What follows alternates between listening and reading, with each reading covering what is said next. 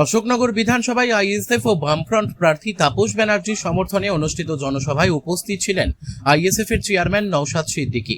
সভা থেকে তিনি কড়া বার্তা দিয়ে বলেন, ভোটের দিনে যদি বাইরে থেকে কেউ এসে গুন্ডামি মাস্তানি বা গণতন্ত্রকে হরণ করার চেষ্টা করে, তাহলে সাধারণ মানুষকেই রাস্তায় নেমে তার প্রতিরোধ গড়ে তুলতে হবে। তিনি আরো বলেন, গণতন্ত্র রক্ষার দায়িত্ব শুধু প্রশাসনের নয়, সাধারণ মানুষেরও। শান্তিপূর্ণভাবে ভোট প্রক্রিয়া সম্পূর্ণ করতে সবাইকে সচেতন থাকতে হবে এবং যে কোনো অশান্তির বিরুদ্ধে ঐক্যবদ্ধভাবে দাঁড়াতে হবে। এই বক্তব্যে উপস্থিত জনতার মধ্যে ব্যাপক সাড়া পড়ে এবং গণতন্ত্র রক্ষায় সক্রিয় ভূমিকা নেওয়ার আহ্বান জানান তিনি। আপনি বললেন যে বাইরে থেকে আসলে বুঝিয়ে দেওয়ার জন্য, মানে কি বলতে চাইলেন?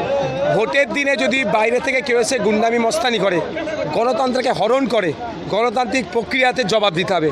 প্রথম কাজ হবে প্রশাসনকে জানানো। প্রশাসন যদি ব্যবস্থা না নেয়, তাহলে মানুষকে রাস্তায় নেবে গণতান্ত্রিক প্রক্রিয়াতে গণতন্ত্রকে হরণকে আটকাতে হবে।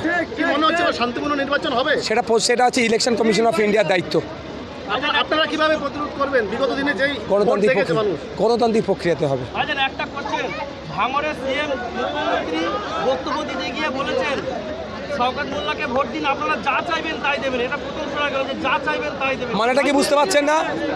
293টা সিটে বলতে পারছে না, শুভেন্দু অধিকারী সিটে বলতে পারছে না। নওশাদ সিদ্দিকী নওশাদ সিদ্দিকী সংযুক্ত মোর্চার বিধায়ক, 293-এর উপরে ভারী পড়ে যাচ্ছে। সব পর্দা ফাঁসামি করে দিচ্ছে, যেটা হারাতে হবে। তবে ভাঙড়ের মানুষ বুঝে নিয়েছে মমতা ব্যানার্জির প্রতিশ্রুতি, ডবল চাকরির ভাওতা সব বুঝে নিয়েছে। কেন্দ্রীয় সরকারের ডিএ, ওয়াকফ সম্পত্তি উদ্ধার, ওবিসি নিয়ে নাটক, ভাঙড়ের মানুষ বুঝে গিয়েছে। মমতা ব্যানার্জি খালি হাতে পাঠাবে। Thank you.